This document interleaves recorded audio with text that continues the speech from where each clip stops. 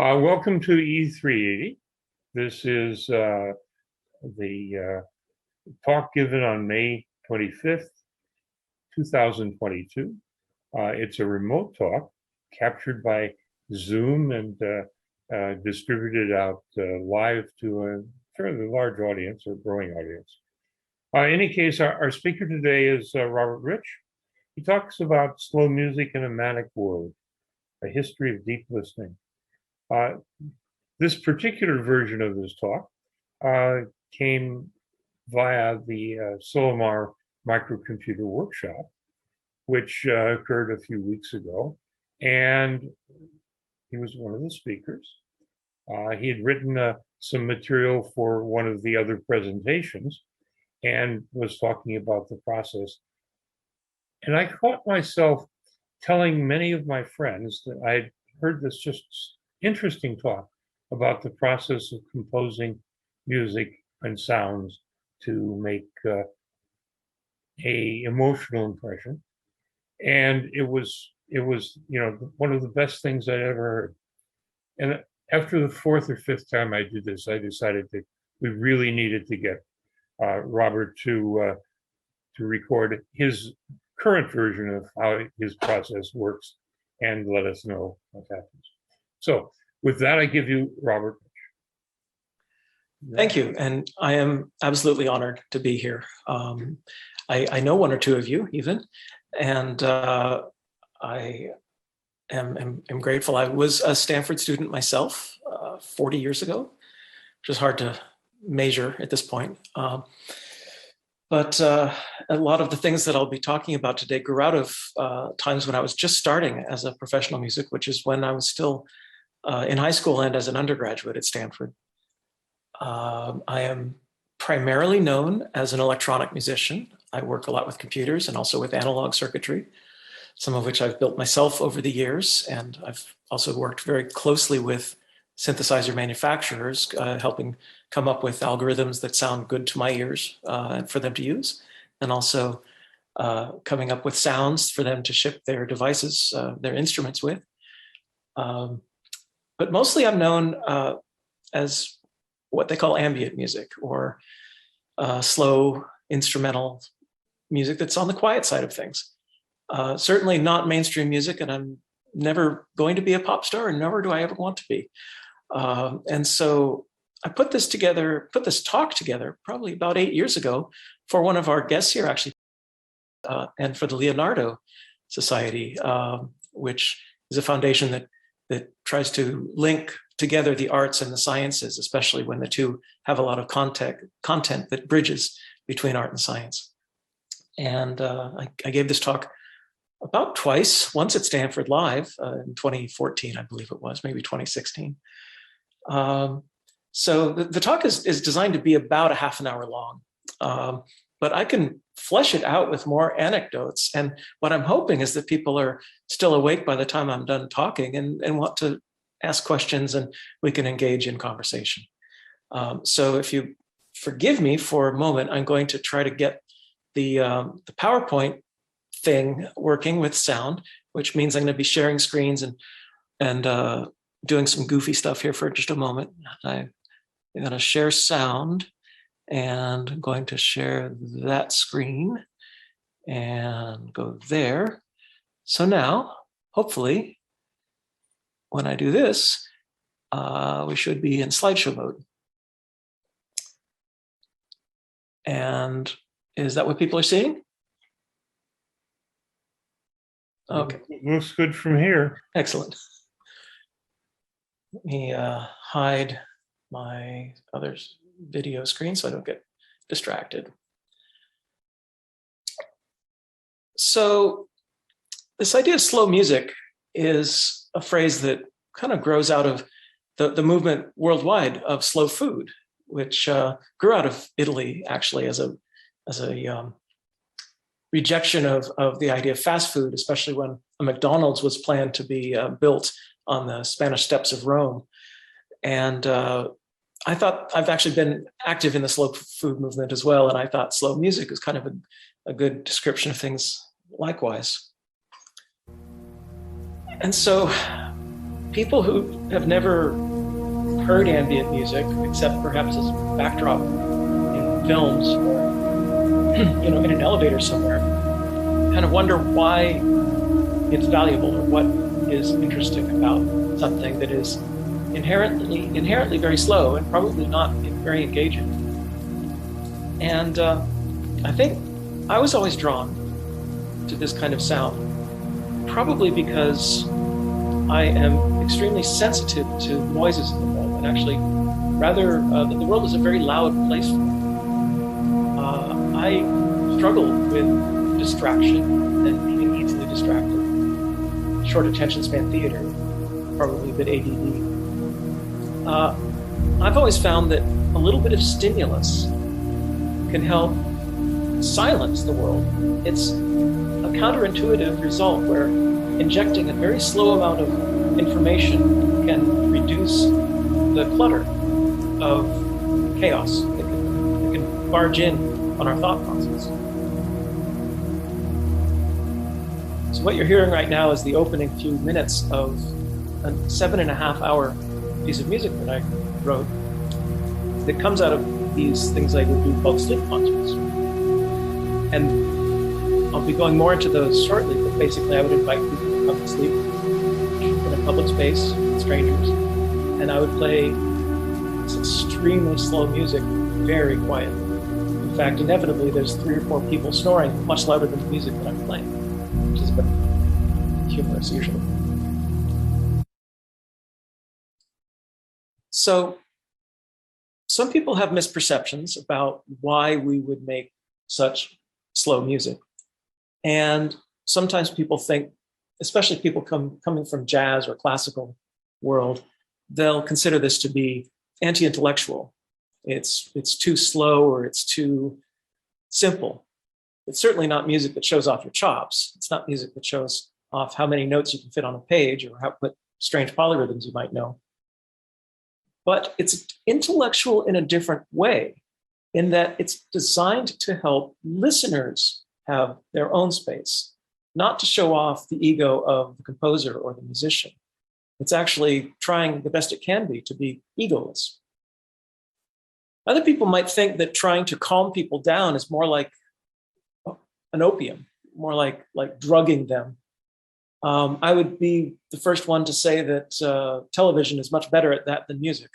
And I think that video games, something that is all encompassing and all engaging, is a much more successful form of mind numbing. Other people imagine that it's to calm people down. And ironically, I'm not so interested in that either. I'm interested in stimulating them internally. I want to create a sense of space so that people can actually find their own energy and their own mindset. A lot of people recognize the role of background music in the form that takes place in shopping malls and elevators. And there are some specific differences about the idea of ambient music or deep listening music, different from the idea of background music in a public space.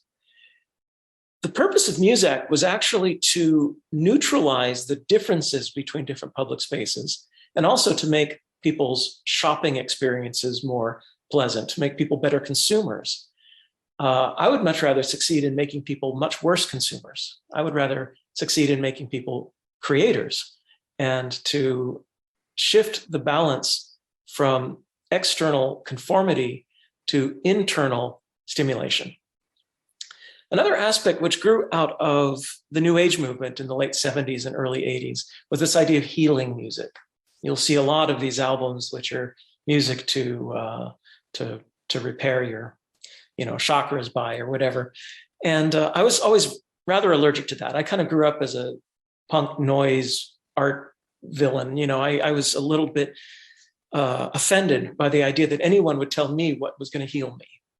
My own feeling was that if I were of a certain disposition, I might feel more healed by listening to grindcore death metal or industrial noise rather than some plunky piano going, with flutes and waterfall noises.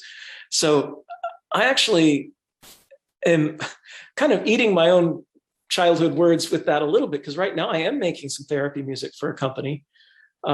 which is a worldwide startup coming out of some research that was done at Imperial College in London on psychedelic therapy. And I would say that what's different about what they're doing is that the music player that they're creating is being operated by therapists in real time during therapy sessions. And so it allows people who are engaged directly in the idea of healing to be working the music with their patients in real time.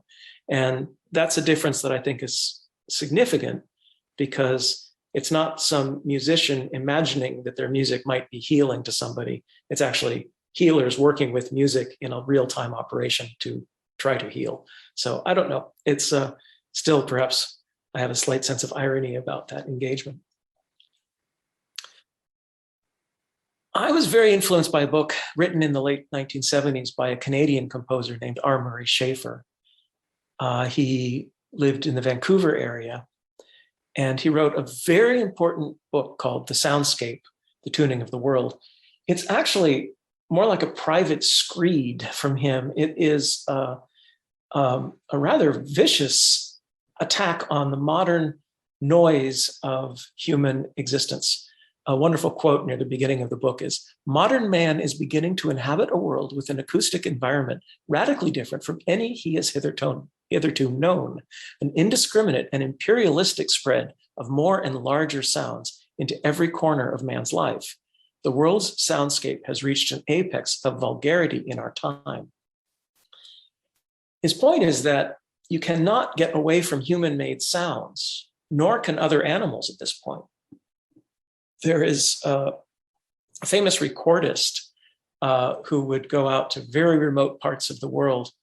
Gordon Hempton is his name, and create fantastic binaural recordings of forests and wilderness and jungles and places in the Amazon or in Southeast Asia. And he created a little thought experiment that I really like. He proposed creating a national park that was 1 meter square. And the park would be a place in North America where there was no human sound. No airplanes overhead, no trains in the distance, no freeways in the distance.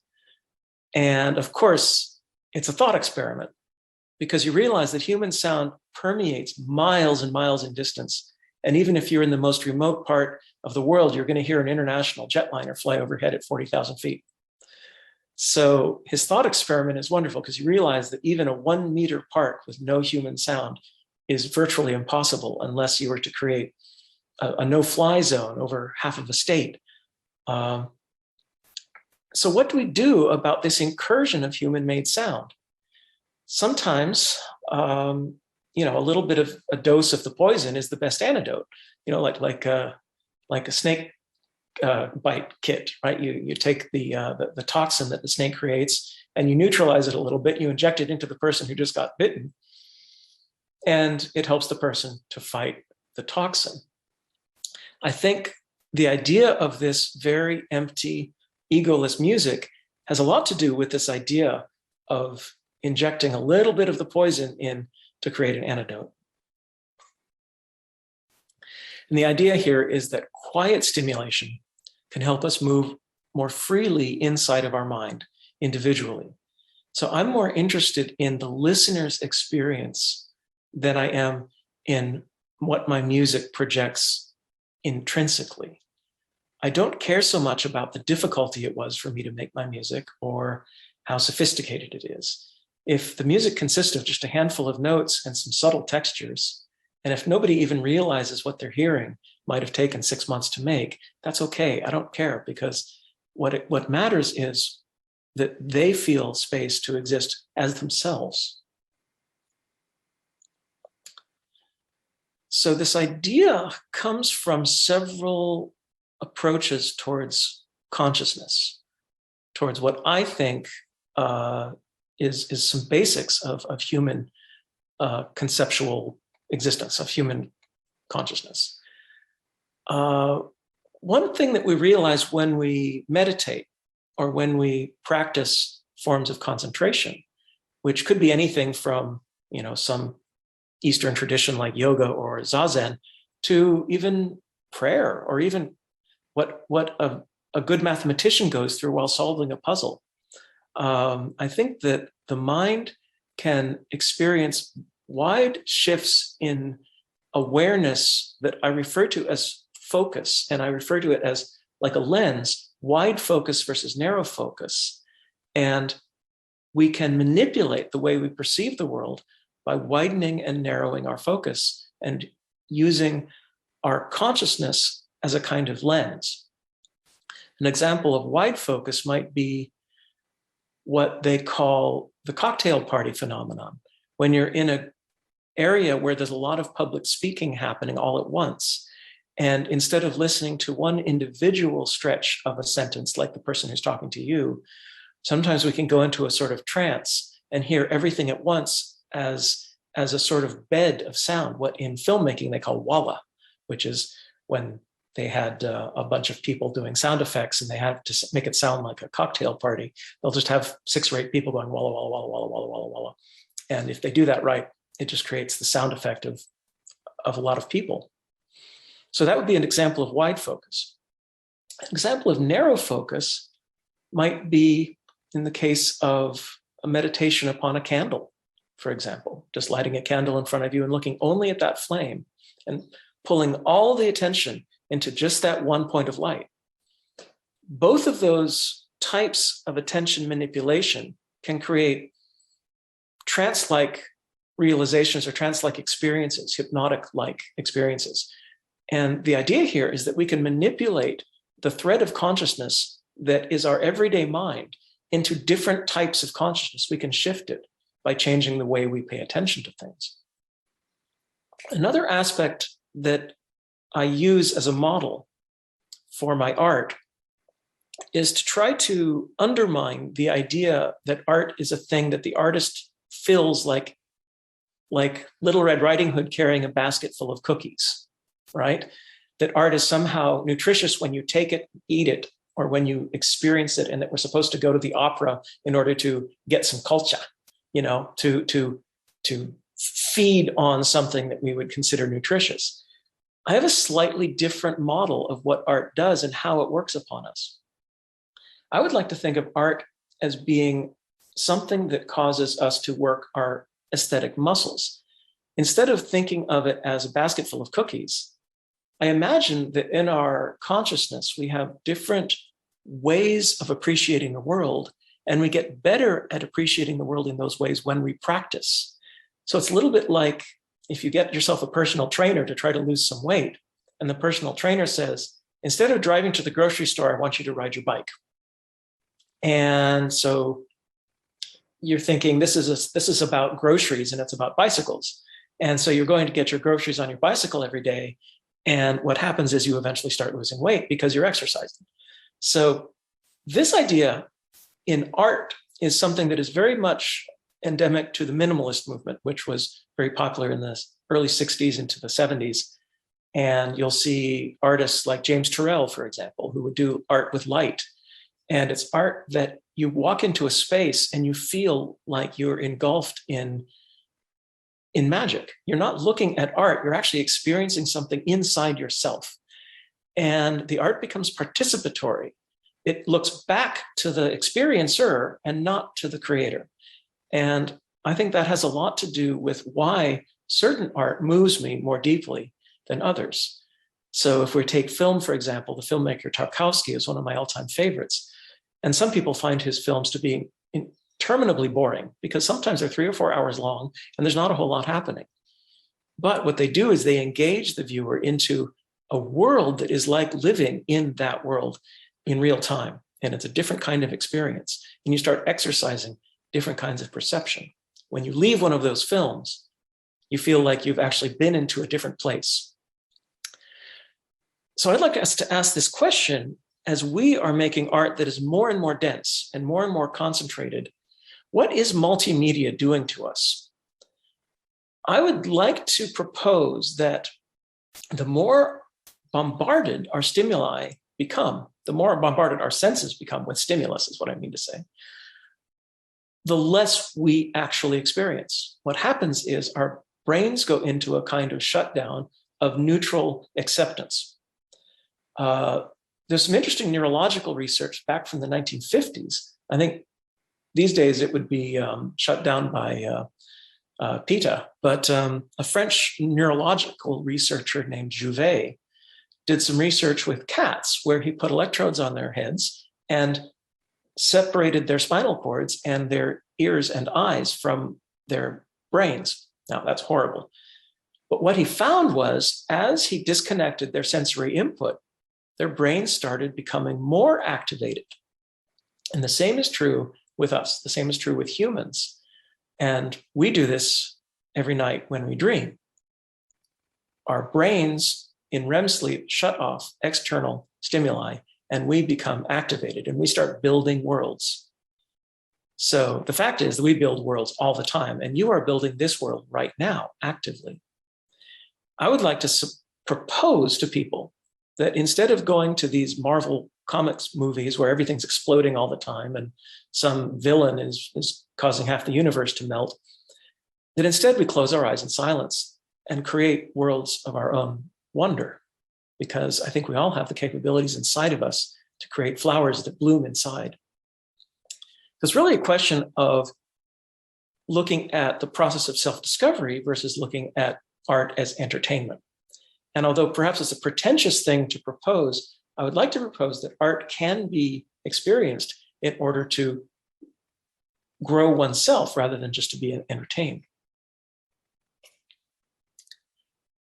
So I mentioned a moment ago this idea that cognition builds the world actively. This is something that is shown over and over again with cognitive science, that the brain is not a receptacle. The brain doesn't just sit here like a movie camera filming what's out there and projecting it onto an internal sensorium.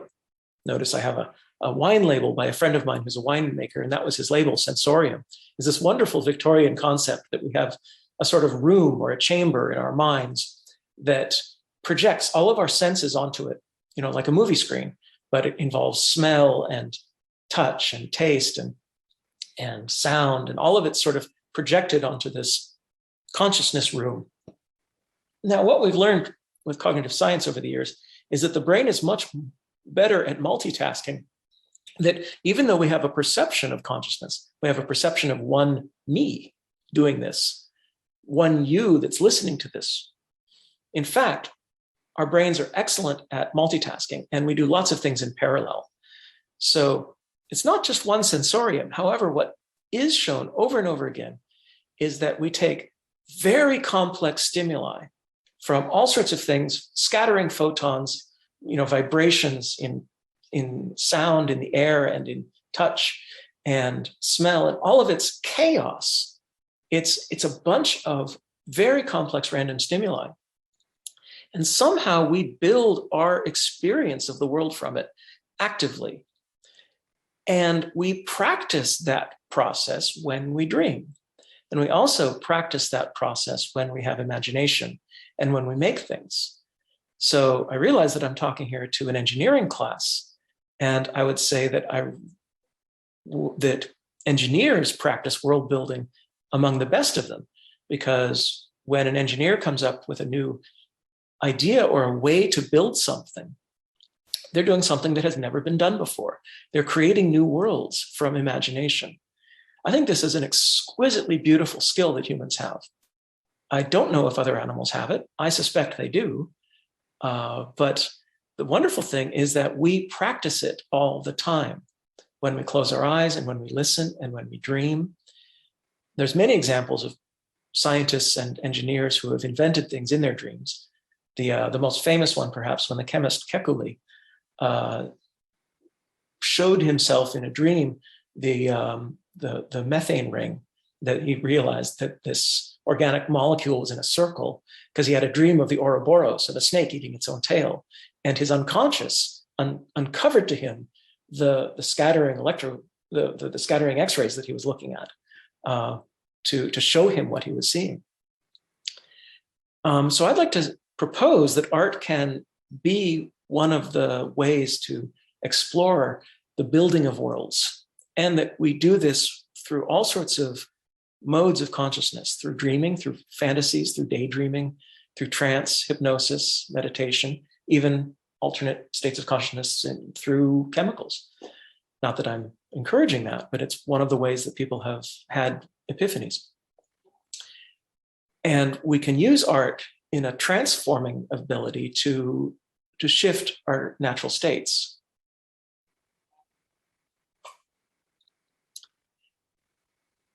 I'd like to frame these ideas in a modern psychological context.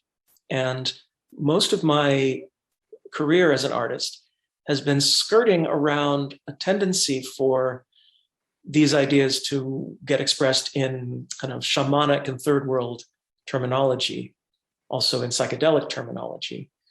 And my own feeling is that we don't need to graft ideas from traditional cultures around the world onto ideas that are more natural for our culture to be thinking, including scientific ideas and mathematics and psychology. There is this middle ground of using state psychology. There's a famous researcher named Charles Tart, who died just 5 or 10 years ago. He was a professor at UC Davis, who formulated this model or framework for studying human consciousness through altered states of consciousness. And he coined the phrase state psychology. And this was an influence on me when I was studying psychology at Stanford. I ended up getting my degree in the psych department there and focus on sleep studies with psychophysiology as a main concentration. The main point that I'm using these psychological frameworks to make is that our skills are intrinsic to us. We don't need to go outside of our bodies into chemical stimulation. We don't need to use shamanic metaphors of journeying and finding the jaguar spirit or whatever it is that we might be grafting onto some other culture. We can use the skills that we have within our own culture and that we are comfortable with, and not have to seem strange or too alternative even. So all of these ideas started falling into place for me late in my high school career and early as a freshman at Stanford, around 1980, 1981. And I was trying to find a voice for what was becoming an approach that I was becoming really interested in, a very, very slow music, trying to use sound as a way to induce trance. You might hear in the distance the sound of frogs and rain, although, to be honest, it's probably about the sound of a computer spinning up its fan, which I think my computer is doing right now. But part of this idea of using natural sound in long-form music came when I was in high school. My parents moved to my grandparents' house, which was on a beautiful property with a creek running through it. And I'd have a springtime experience of opening my windows to my bedroom and laying on my bed, wide awake, but with my eyes closed, and use my ears to journey outside of the window and into the garden. And I realized that I was, in fact, having an out-of-body experience while wide awake and in a normal state of consciousness, but using my audio attention to journey outside of the headspace that is governed by eyes. Now, I mean this to say that we are so visual as a species that we carry ourselves, our sense of self, behind our eyes, in our heads. Now, we've found ourselves over the years to say that, well, the brain is the self. The brain is where consciousness resides. And it's true that if you kill the brain, you'll kill the person. However, what's fascinating about consciousness is that it's also through the entire body. It's in the fingertips, it's in the toes, and it's even in the environment around us. I'm not saying that my consciousness resides outside of my body, but I'm saying that I can use my attention to journey outside of my head. And ears are the one form of sense that can journey around corners and through closed doors. You can hear behind walls. I learned that by finding myself hovering over the garden late at night and hearing the frogs in the rain. I started recording those sounds, and that became the source of a lot of my music. So trying to figure out ways to use this approach, this long form music, trying to think of how to get people to be bored, how to allow people to do nothing, and to give them permission to not do anything, permission to stay still or even to fall asleep. And that's when I realized, wait a minute, I can tell them to fall asleep, I can encourage them to fall asleep. And it's a bit of a trick. It's actually not specifically music designed to help people sleep better.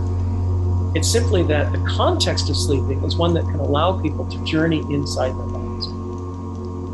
And the sleep concerts are focusing primarily on 3 different states of mind. One of them is your waking calmness, just sitting there listening in a room in an unusual situation, focusing on sound for a long period of time, not having to do anything, no expectations. Another one is something more closely related to sleep, and that is what's referred to as hypnagogic or hippopotamic experiences. And these are dream-like experiences that happen when you pass in and you pass out of very light sleep, stage 1 sleep. So these are transitional stage 1 dream-like thoughts.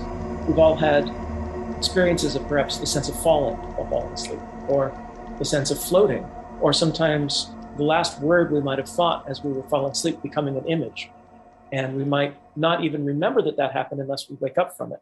And so having an environmental stimulus that makes the space energized so that people don't sleep as deeply means that they'll be going in and out of sleep more often and with more awareness. So I think of this as being a little bit like skipping a stone across a lake, so that the stone just dips in and out of the water, but the surface tension makes it bounce up and down again. And even though that lake might be deep, there's this quality, the surface tension is a little bit like the sound that I'm creating, which helps the consciousness be that stone skipping across the surface for a bit, allowing us to perceive these fringe states of consciousness. Then the third of these states of mind is true dreaming, true REM sleep. And that's a much deeper state, and you're not generally going to be aware of quiet sensory stimulus like you are in a room with music happening. Generally, when you're dreaming, your mind cuts off external stimulus. What you do is you then bring in internal creation of worlds. Now, what's interesting is that if you are in an activated environment, like a concert environment with a bunch of strangers sleeping next to you, your dreams are going to be often more energized and very strange. And you also might become aware that you're dreaming while you're dreaming. That was the main area of research that I ended up doing at Stanford, which was lucid dreaming research with Stephen LaBerge. And this is a phenomenon when you become aware that you're dreaming and you can actually shape the contents of the dream. You can become a conscious actor in the dream. And these can be ecstatic, wonderful, full of energy, and often very creative experiences. I've mentioned shamanism and how I'm generally trying to avoid that language. But I'd also like to discuss some ideas that I have about where these alternate streams of music might have derived from and how they might work in our brains. This is my story. This is not particularly an anthropology textbook, and I have no way of proving this idea. But it makes sense from the reading I've done with anthropology and with people I've known who were archaeologists and students of ancient history and prehistory. These ideas actually hold water when I discuss them with anthropologists. I would like to propose that in the beginnings, when our brains started evolving language, perhaps 500,000 years ago, we started to create more specialization between our left and right hemispheres, because language took over a large part of our brains, and it helped us to segregate language off for right-handed people into our left hemisphere. And so that's where most of our linear and structural thinking occurs. When we started developing more and more conscious language, our other hemisphere, our non-dominant hemisphere, started becoming more specialized in holistic sensation, in intuition, shall we say. Now, when you put a naive music listener, not a professional musician, but just a listener, on EEG and look at their different hemispheres, what you'll find is that when they are speaking or listening to music, they have a very active part in their dominant hemisphere called Wernicke's area, which is right at the little shoulder where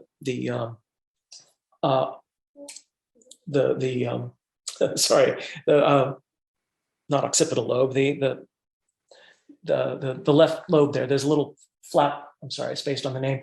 Flap of meat that hangs off the brain, and there's a little pocket in there right at the base of it. Temporal lobe, that's what I'm looking for, sorry, where the temporal lobe meets the rest of the brain, and there's this little place called Wernicke's area, which processes language in the dominant hemisphere. So if you're right-handed, that's in the left hemisphere. Now, if you play music to a person who is not a professional musician, a similar area in their non-dominant hemisphere, if you're right-handed, that would be in your right hemisphere, starts getting activated when you're listening to music. So we can see that music is actually activating a holistic part of the same process that processes language. So in some ways, it really can be called a universal language, except I think that there's some question about that. So if we imagine the role of music forming as the language forms, as a way to communicate things that language doesn't communicate very well, we can see that music would quickly become used as a form of transinduction, as a form of hypnosis, as a form of medicine. The other way music gets used is by grafting it onto language to form a social role, storytelling, keeping the history of courtship. This would be, for example, the way pre-ancient Greeks would have recited the Homeric myths by music. They were sung. People would travel around the ancient world singing Homer word for word, knowing every syllable of those poems, and knowing it because it was a song. Now, we continue that tradition of music these days with pop music and with folk music, where the stories are being told that people need to feel normal. So these days, people poke fun at the triviality of modern pop music, as Douglas Adams from Hitchhiker's Guide to the Galaxy joked, girl being meets boy being, and they exchange genetic material in order to create new beings. This is your basic form of courtship. And what I'd like to propose is that throughout the history of music, these two parallel operations were happening. One was the storytelling and the history part in the village, and the other one was the medicine and the shamanic part from the healer, from the medicine man, from the shaman, like that person you see standing there, who is from the northwestern wilderness. He's, I believe, Alaskan shaman from about 120 years ago, that photograph. So I would like to propose that modern trance music, modern slow listening or deep listening music, is a Western version of that function, of that role in music, as was perhaps psychedelic music in the 60s, or even the Grateful Dead for the people who would follow them around from city to city, having this sort of shamanic experience with their particular form of medicine. If we hadn't had a new global culture that allowed us to experience the living traditions of shamanic music, I think this would be very difficult to understand in a culture which has generally separated ourselves from anything which is non-intellectual or non-linear. I'm very grateful, having grown up in the Bay Area, right near Stanford, that I was able to get a radio station out of Berkeley, ironically, KPFA, listener-sponsored public radio. And back in the 70s, when I was growing up, there was a music director named Charles Amarkanian, who is still around. He's a word poet, a sound poet, and he's currently still creating a series called Other Minds out of San Francisco.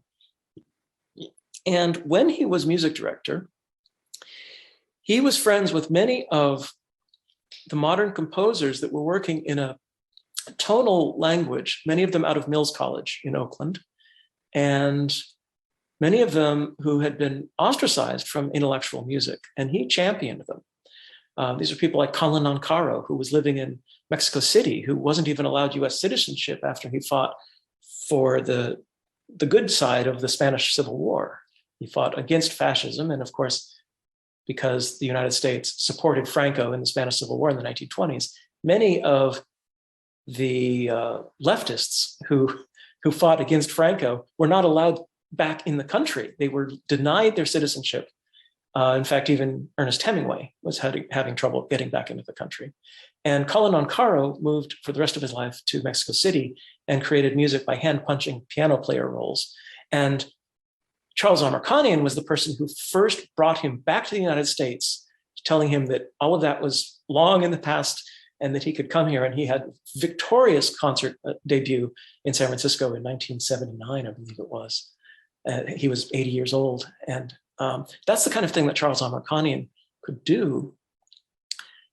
But what I would do is wake up in the morning and listen to what they called the morning concert, where there was classical Indian music on one day and there was minimalist music like, Steve Reich or Philip Glass the next day.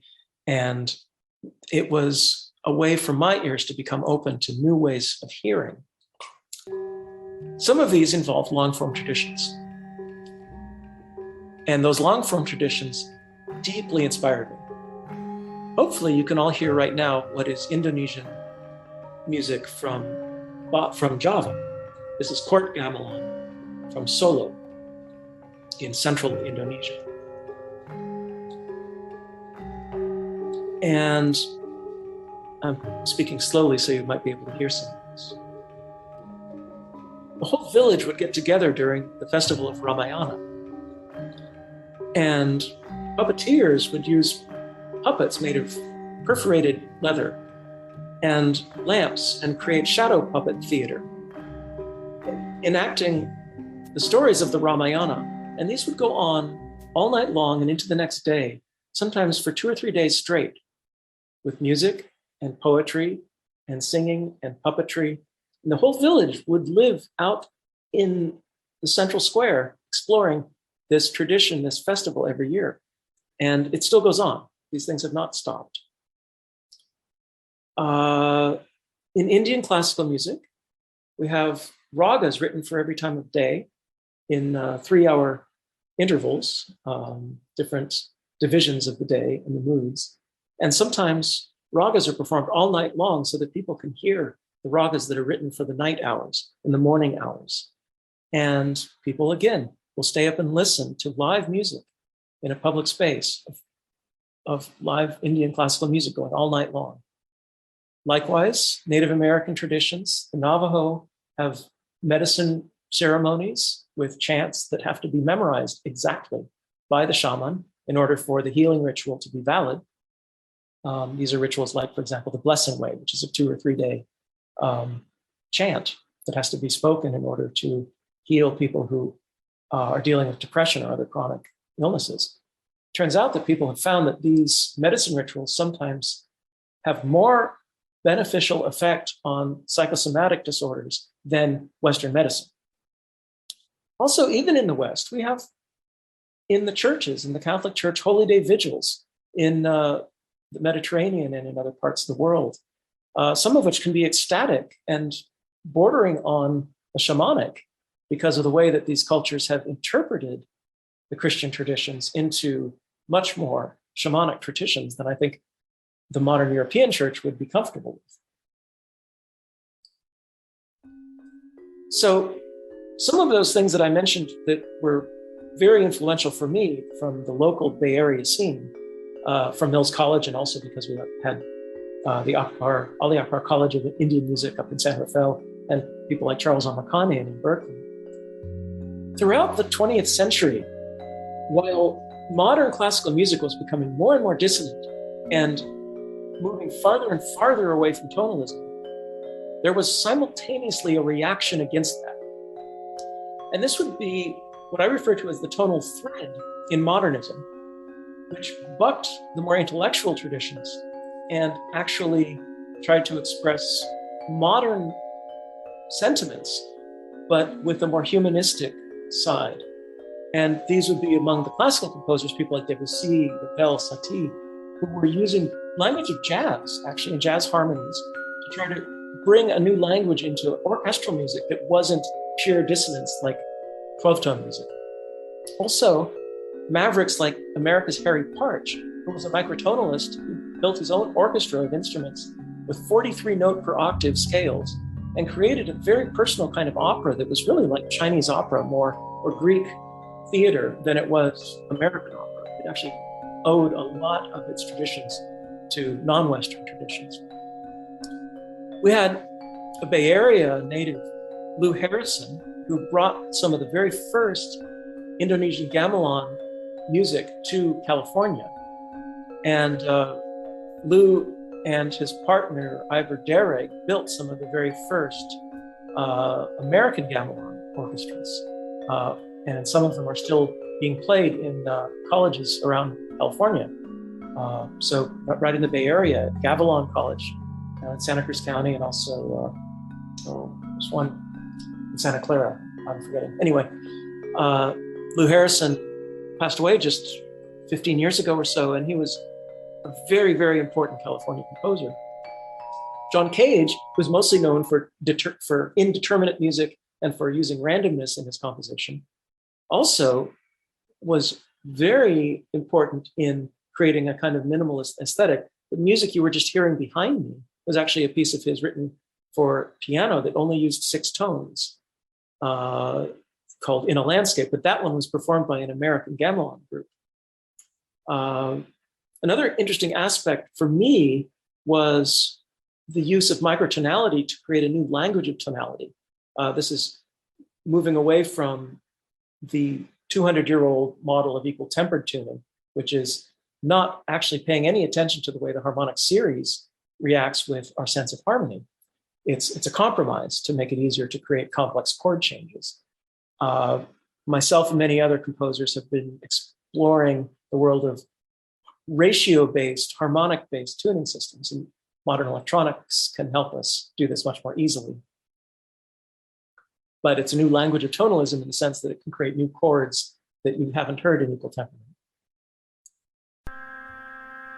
So I was mentioning that a lot of my inspiration came from long-form music, including world music traditions.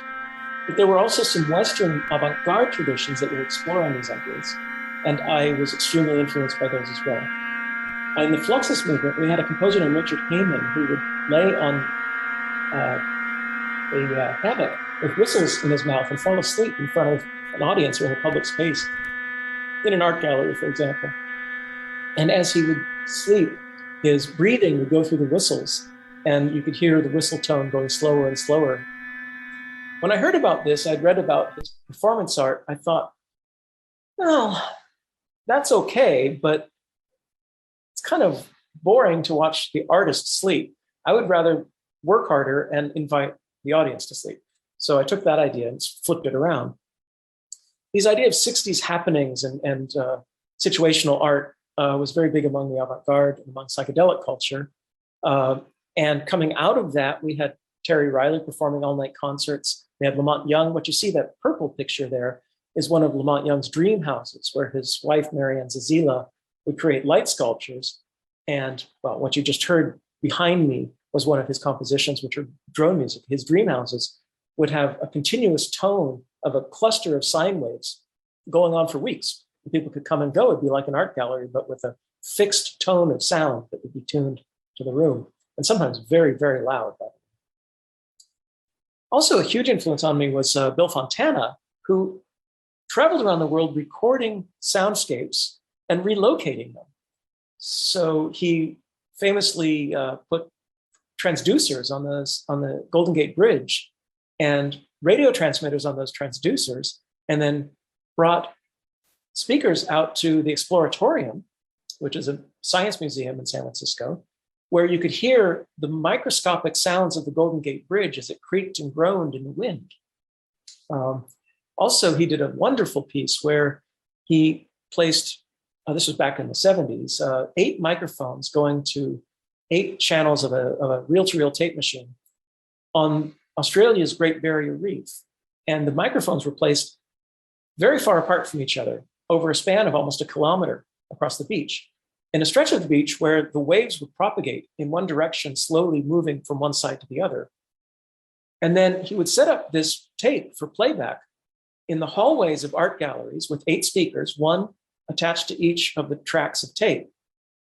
And you could stand in the hallway and feel the wave propagating across the beach a mile or so or a kilometer in distance, compressed over about a 20 or 30 meter distance. Quite an experience, actually, because it really is relocating a sound environment. So this idea of using natural sound as an art form and trying to respect the positional wisdom of that environment was a big part of my musical language. This is subtly different from those new age albums you might have heard with creaks and piano, creaks and flute, or rain and flute, these kinds of music plus environmental noise, which I find to be insipid. And the difference is subtle, though, because I was striving to have that sound recording become an equal player, to become part of the music itself, and using it directly as a psychoactive substance, I guess you'd say. So I'm not quite sure. It's more the difference of how it feels, I suppose. It's Terry Riley. Terry Riley's a hero. What you're hearing there is one of his organ compositions, Descending Jerusalem Bridge. It's all quiet for a second.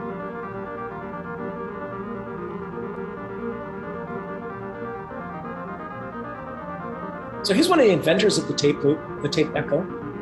And this is a live organ piece that he did for German radio in 1975. And sometimes you'd swear that he had 4 or 5 hands. He still is incredibly dexterous. He's 85, 86 years old right now. He's still alive, he's still composing. He is one of my favorite people in the world. He is also credited with the inventor of minimalist music, credited as the inventor of minimalist music. He wrote a piece in 1964 called In C, which loops a string of different small musical gestures, and people can play it at any speed or any duration of repetitions. And it's a very democratic piece of music, and almost anybody can play it, non-musicians included. And it still sounds like itself no matter how it's played. It's amazing. It's amazing. So this idea of repetition, of pulse, of, again, harmony and melody, but with the context of some intellectual rigor, actually some intelligence. It's another huge influence.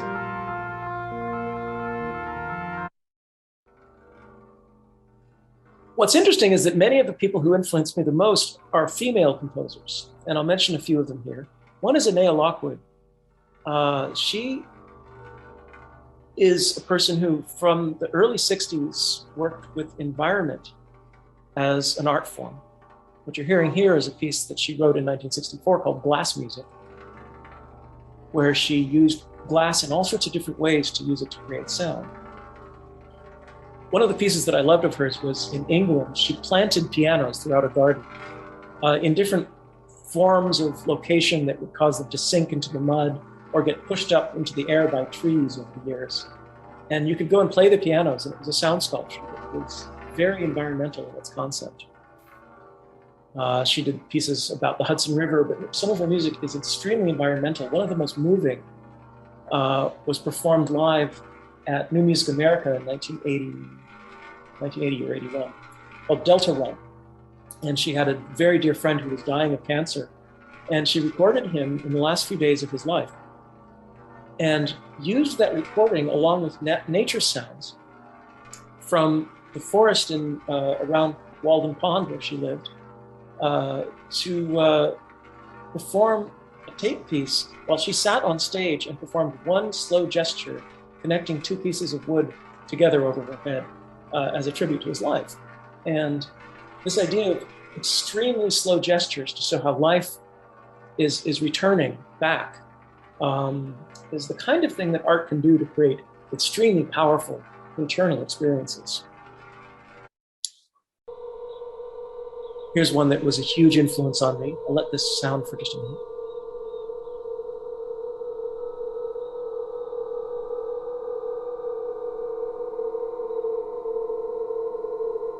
This is a nature recording of a human-made sound sculpture that was in New Hampshire, I believe. It was a very large aeolian harp built on a hill, and somebody managed to get a record contract to record it for 2 records. This was on a major record label, and Harry B recorded it and edited it for different weather conditions, different moods. It's clouds of dissonant sound, but it's extremely meditative, very, very beautiful.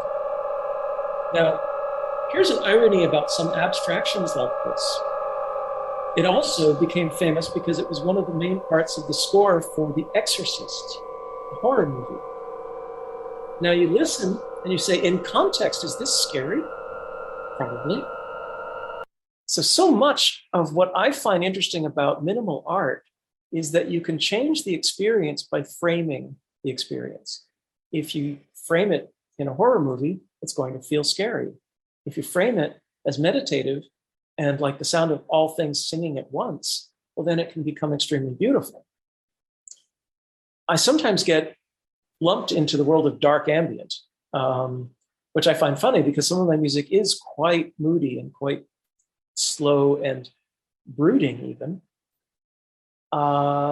except when you look at some of the other albums, you'll find in the dark ambient sections of well, what used to be music stores, if they exist anymore, you'll find that it's really more like horror show movie. It's B-movie, satanic references and all sorts of stuff. And that is as far away from my mindset as possible. My intentions go more towards the earth and more towards grounding the human experience into an embodied experience, into an animal existence, to understand our animal nature and to feel our own mortality. Now, I don't consider anything of that to be scary. I consider it, in fact, to be beautiful. So I find it interesting that depends on context, depending upon what people experience in their own imaginations, sometimes it can feel much darker to them than I intend.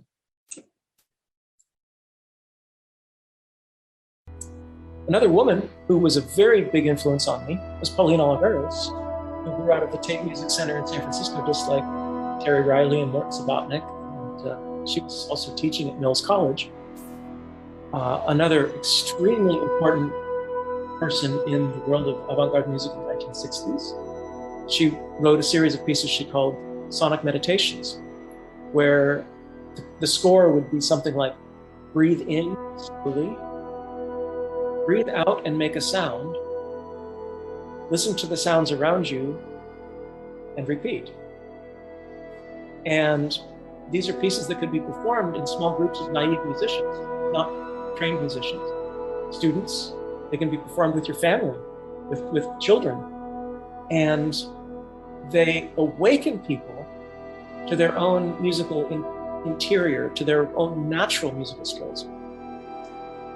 And she also coined the phrase that I prefer to use for my music, which is deep listening, as opposed to ambient, which is more like a description of background tone. What I like about deep listening as a description of the music is that it's almost like a simple instruction to the audience for the ways to make it useful to them. It's saying, if you slow down and explore this, it'll have a different experience than if you just walk right through it. And so I find it interesting that nowadays people are using streaming services like Spotify to create ambient music playlists, and they're just going about their business using it as background sound, which is truly the idea of ambient music. Yet a lot of what drives me forward in this language is what I would refer to much more closely as deep listening, meaning what I intend is for people to focus and find their own creative interior. Another wonderful creator of Amashay, who would create installation art and also pieces that would show people the role of their environment. What you're hearing now in the background is an installation that he did in a shopping mall in, I believe it was Vancouver, it might have been Seattle. called Music on a Long Thin Wire, which was basically a magnetic resonance on a stretched piece of wire that was maybe 100 meters long. And it keeps changing, bending, and warping, hitting different overtones. And it would play for weeks at a time. He also did a very, very famous piece called I Am Sitting in a Room, where he describes the composition in about a paragraph, records it to tape, and then re-records the tape through speakers in the room over and over again until you just hear the resonance of the room like a bell, and you don't hear the words anymore. And what this does is to show you how the ambient space around you, how the acoustic environment we're in changes our experience of the sounds that we live in all the time. And then another female composer who I've met and who she passed away a few years ago, but wonderful, crazy lady, Marianne Amashay.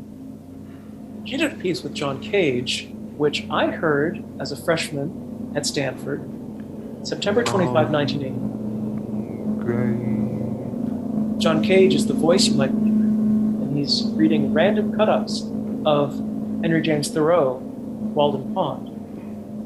And she's playing modular electronics, trying to create a drone that resembles the ambient sound that's behind us all the time in a place, the sound of a place. And if we really listen closely to the spaces that we're in, we'll find that they all have frequencies. They might be 60 hertz because of the electrical appliances around us. Or if we go outside, it might be the frequency of the traffic in the distance or the wind. And they performed this piece all night long for 90-minute periods with a half-hour break. And this helped me solidify the idea that I could perform all night and create an experience that would slow people down. And so I credit John Cage and Marianne Amashay and this particular performance, Empty Words, also, for my inspiration. I've been performing these still. Of course, the pandemic shut me down for a while. Last one I did was actually for the 30th anniversary of Poland's revolution. And so I actually performed at the Solidarity Center where Lech Walesa's office still is. And it was the first time they had overnight public audience in Gdansk, Poland at the Solidarity Center. I was deeply honored to be able to do that. It was just near my birthday in late August of 2018. And no, it was 2019, I'm sorry. Yes, August 2019. And so I've been performing these all over the world. However, as I get older, it's extremely exhausting for me. I'm almost 60 now, and I don't pull all-nighters as well as when I was a freshman in college. So I seem to do better when they are jet lag concerts. So when I fly to them, I try to keep my California time zone, and Poland is 9 hours away, Japan is 9 hours away. So I can rotate things a third of the way around the clock and be able to stay awake all night much easier without getting sick. So I performed at Unsound Festival in Krakow, in Japan with a bunch of noise music starting, like a Japanese noise artist opening up for me. And then I played 6.5 hours until dawn. And you can see, I don't know if you can see that picture, how crowded that room is. It was an underground club, which could have about 400 people standing. And we managed to squeeze about 150 people in there sleeping. Only the Japanese could I imagine sleeping so close to a stranger like that without any sense of interpersonal space. They seem to be able to tolerate a lot of cultural proximity, which I find interesting. The Copenhagen Film Festival in Denmark played in a beautiful church that had been turned into a art gallery. And that was about 150 people there, 110, I think. Moog Fest, the synthesizer company Moog, had a festival every year for a while. And in this case, a mattress company donated about 50 mattresses. So that made it a little more comfortable for people. And so that's just a little story about one of the things I do. A lot of my other music is a little more active and a little more melodic than my 8-hour compositions. But that picture you see right there is on Stanford campus, and that is a photo that my friend took of my very first sleep concert in January of 1982. And that was in the dormitory in Wilbur Hall called Soto. So if anybody doing Zoom here is actually on Stanford campus, I know that campus has been closed for a while. That's actually a dormitory concert when I was 18 years old. And you can hear a lot of my music on my website. I've got players in the discography part of my website. It's robertrich.com. And if you want to contact me, it's rr@robertrich.com. You can also buy downloads of my sleep music and hear the long form things without having to pay for them. And you can hear that on Bandcamp or through my website. But the Bandcamp page is robertrich.bandcamp.com. And that's a very convenient store because you can download things. So I'm going to stop sharing now. And if anybody wants to ask questions or tell me that I'm full of stuff, and I've given this talk to people who had no idea what I was talking about, so it's fine. And I will unshare here.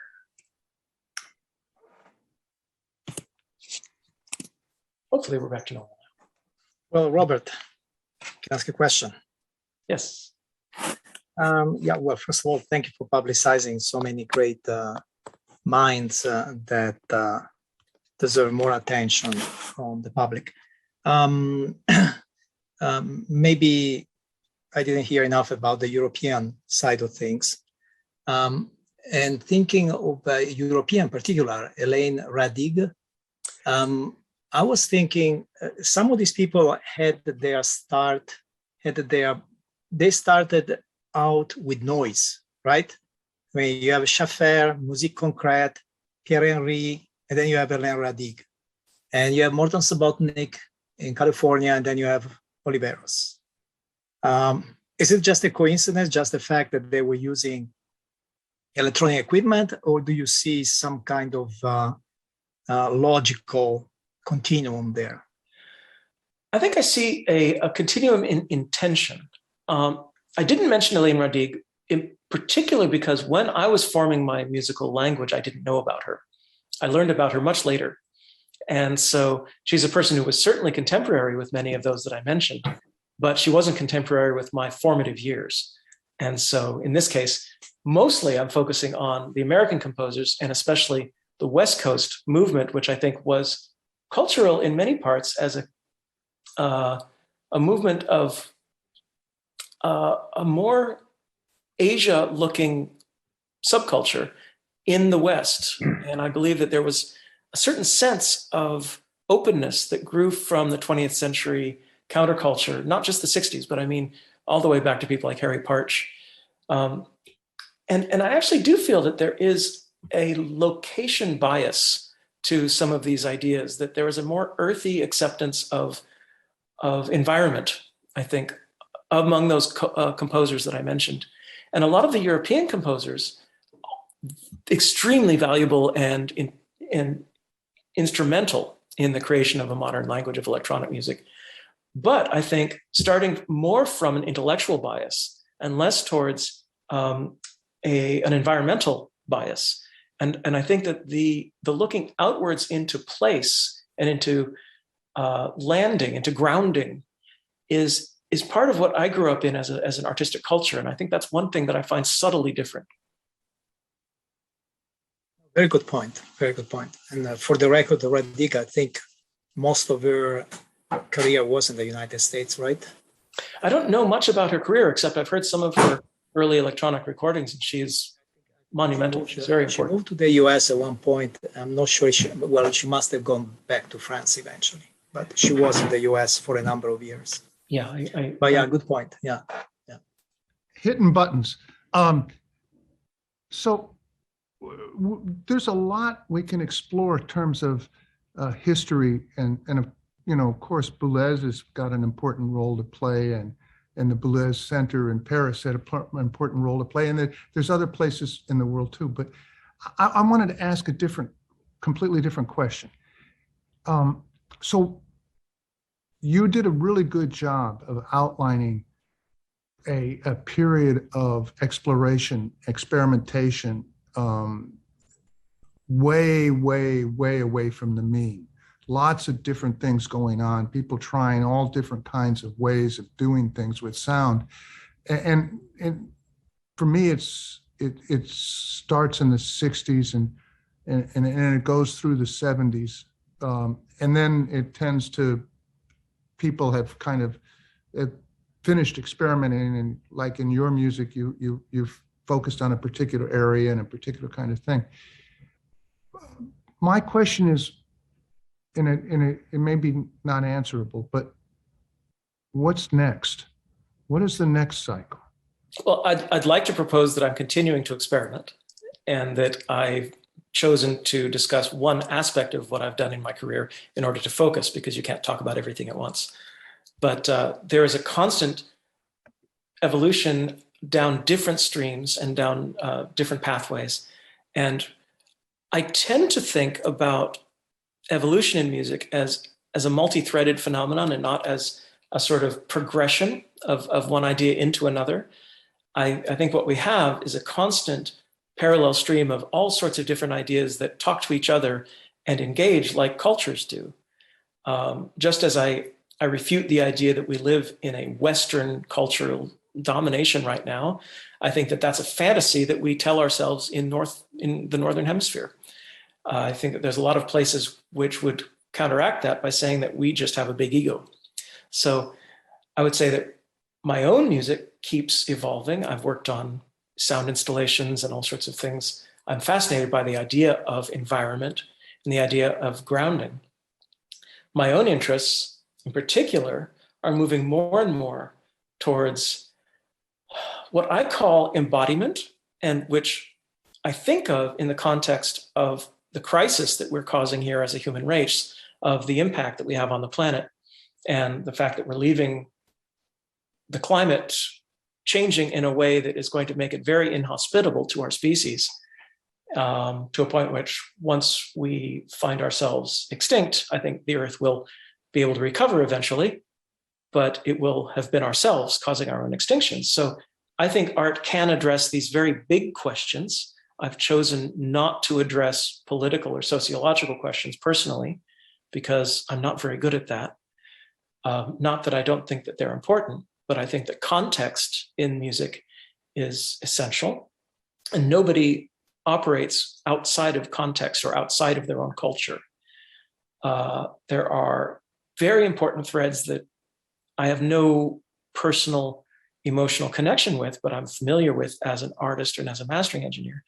For example, a lot of urban music, a lot of hip hop and rap and dance music, techno and raves. I've had a little bit of brush in with that because sometimes I'm invited to play electronic music on the chill out stage for these psytrance festivals. There is all sorts of underground movement of experimental happening among young people. There's a movement of glitch electronica and DIY electronics, where people are taking old Mattel toys and breaking them with pins and capacitors and things, bringing capacitance out to metal conductors and touching them so that the speak and spell starts speaking gibberish and things like that. And there's people jamming with these kinds of homemade circuit bent devices.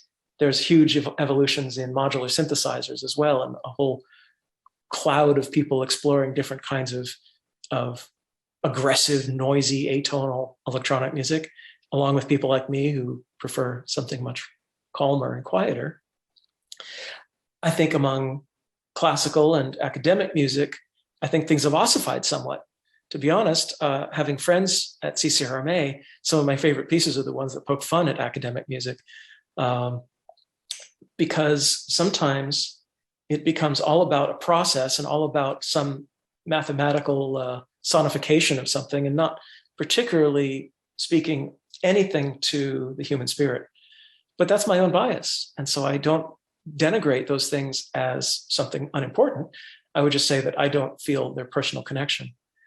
But I think what we see is that technology has become completely integrated with music making, to a point where all music is electronic music. Even if it's being amplified, it's still electronic music. There are a whole generation of people who've never heard a pop song without without auto-tune on the singer.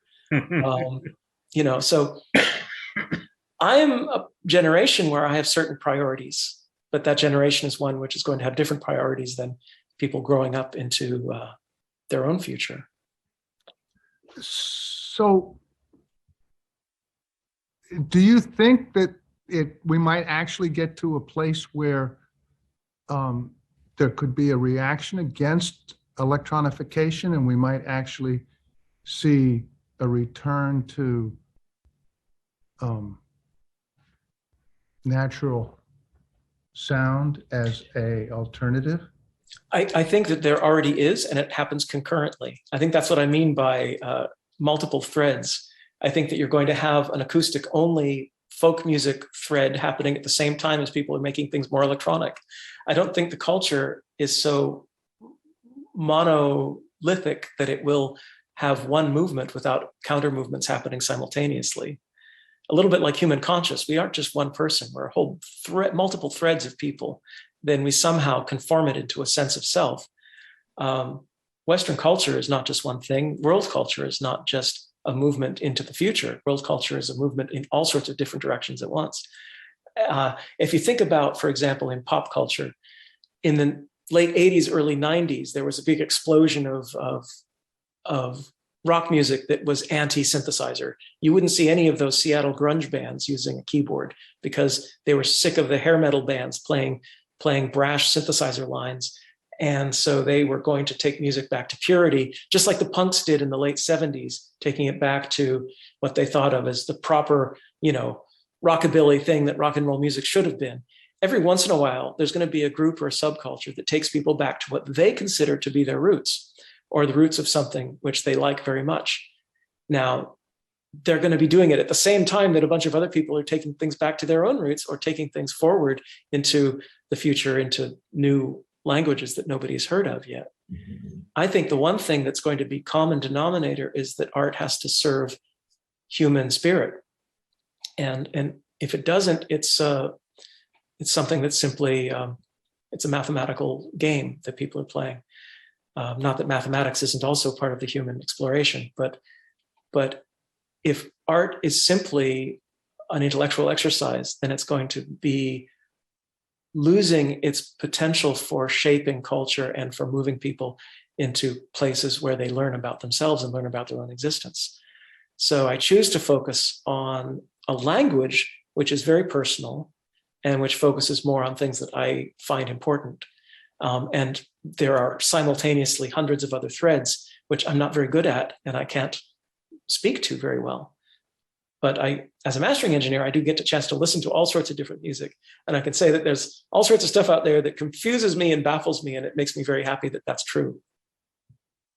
Okay. Sounds good to me. Are there any other questions out there? Hello. Go ahead. Hi. Thanks for your talk, and it's nice to meet you. Thank you. I was a Karma student. I actually just graduated in 2020, but got your email on the list, and so joined the talk. And it's been great hearing about all your experiences. And one thing I noticed was that sort of fit into your talk, but wasn't in there, was Ione.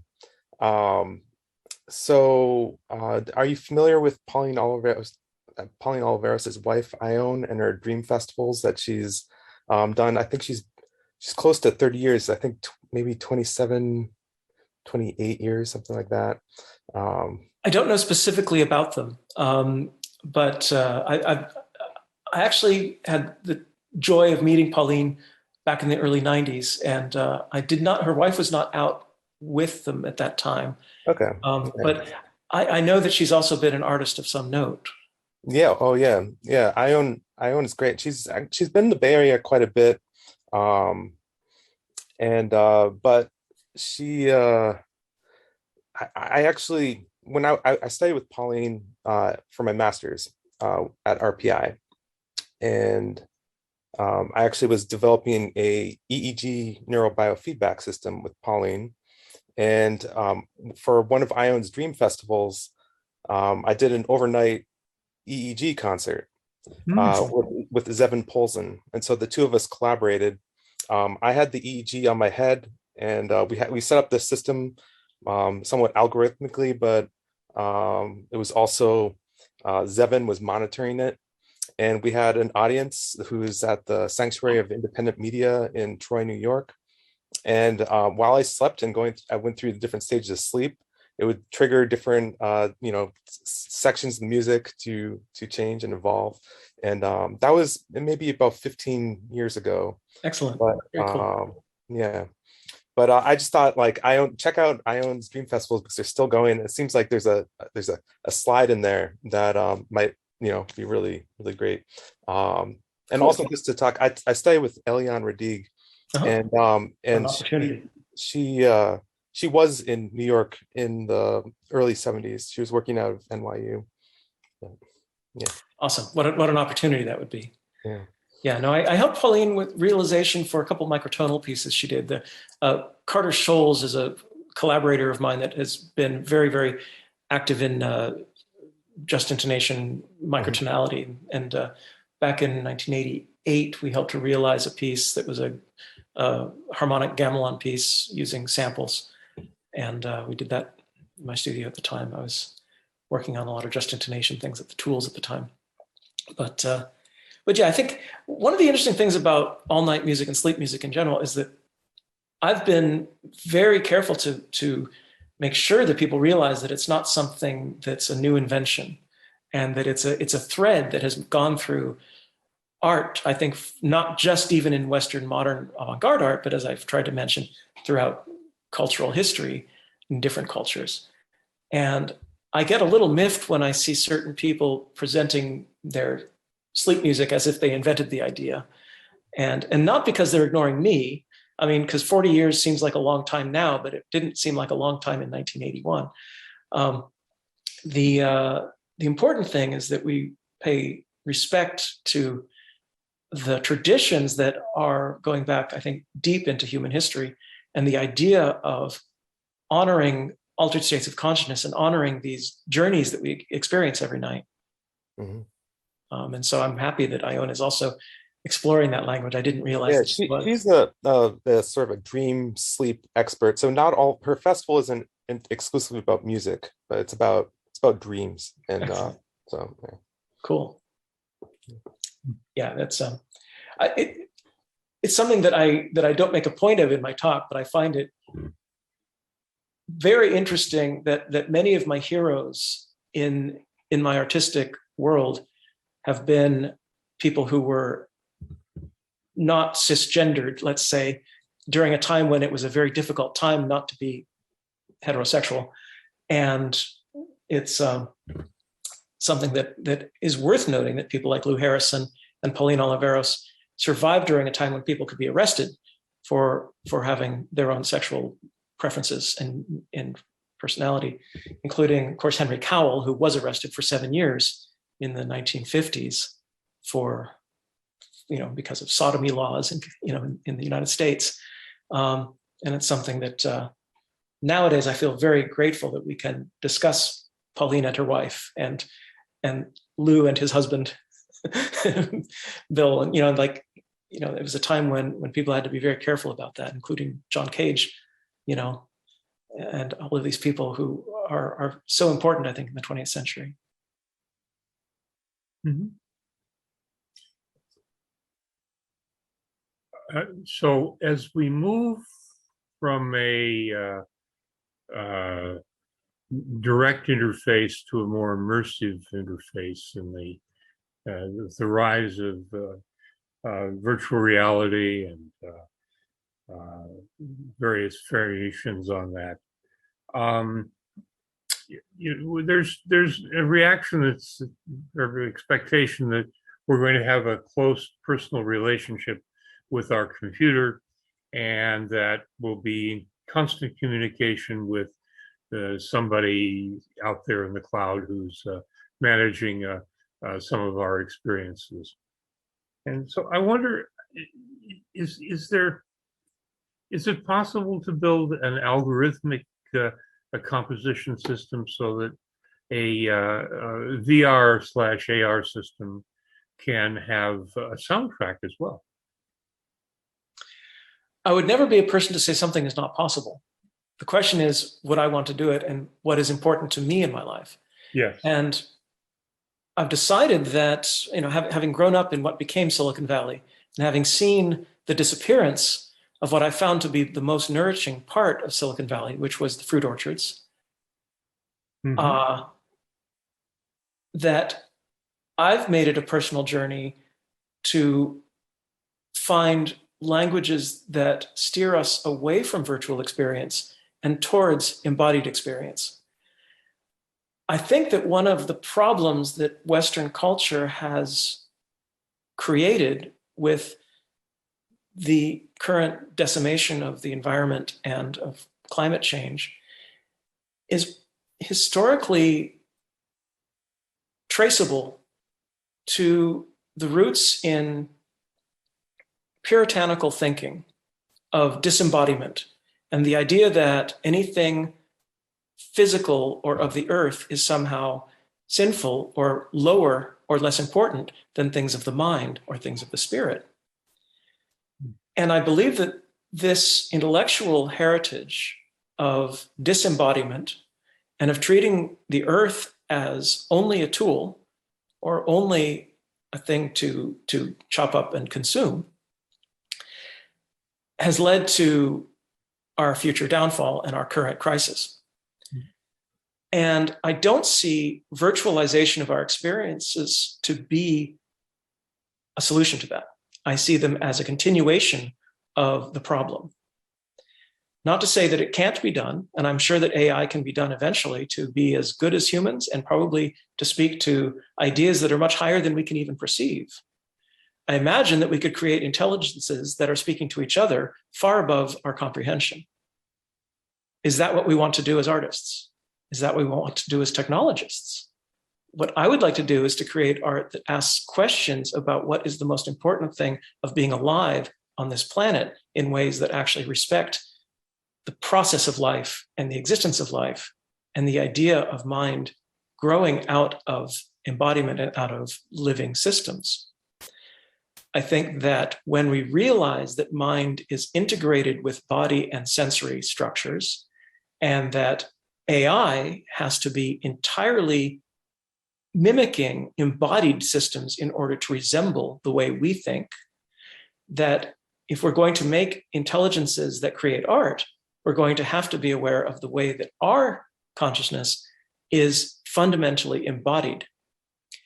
Now, because I feel that art needs to serve humanity in some way, I choose to try to find metaphors that bring us away from the virtual and back into the existence of feet on the ground, head in the trees. I think some advanced technologists are aligned with this idea. I've been good friends with Jaron Lanier for decades. In fact, I still play a guitar that I bought from him in 1987. We were working together on the Data Glove and medical systems applications for the Data Glove when he was doing VPL and coining the term virtual reality. As you might know, if you know anything about Jaron Lanier, he has become a voice for questioning the role of technology in our lives and asking us, is it serving our human needs, our cultural needs, our emotional needs, or are we serving it? I remember a talk that he gave to Xerox PARC around 1991, and everybody was there to hear about the new developments in virtual reality. And he basically gave a talk about what's wrong with virtual reality and why we need to be afraid of it.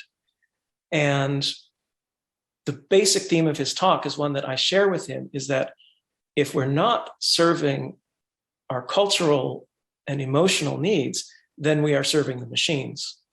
So what we need to do is to build tools that actually help us perceive the poetic beauty of life. Jaron has always been right on point there. That's been a long-standing theme of his. And we share that. I'm not anti-technology. In fact, I embrace technology and I use it every day in my work. I'm surrounded by computers and I'm surrounded by newfangled microprocessor controlled widgets but I try to have them serve poetry. Mhm. Well, I think with that, we'll stop here. I think it's really unfortunate that the artist in us gets to have all the fun, and the rest of us are off pushing bits around and electrons and taming them. But I actually love the creativity of what an engineer does, and I've had a lot of interface with programmers and with my kind of creativity, and I think that we work very closely together. well, I found you talked again for the second round equally as interesting as the first, and thank you very much. I'm honored. Dennis, the last point's important, that there does not need to be a dichotomy, that there is a creative process, and it's possible for an individual to span both, to work in many domains. I think And that's true. and that it's that creative process that produces the stuff that we think, and I would characterize as amazing. I consider engineering as a form of creativity for sure. Oh, yeah. Engineering is, it's just that sometimes we get distracted by the wrong thing. So do I. So do artists. Absolutely. So I can log out now? Yes, you may. Okay. We'll talk to you soon. Thank you very Dennis. much, Robert. And, we'll be in touch, obviously, and it was a lovely talk. Thank you very much. I appreciate the invitation. Talk to you later. Bye.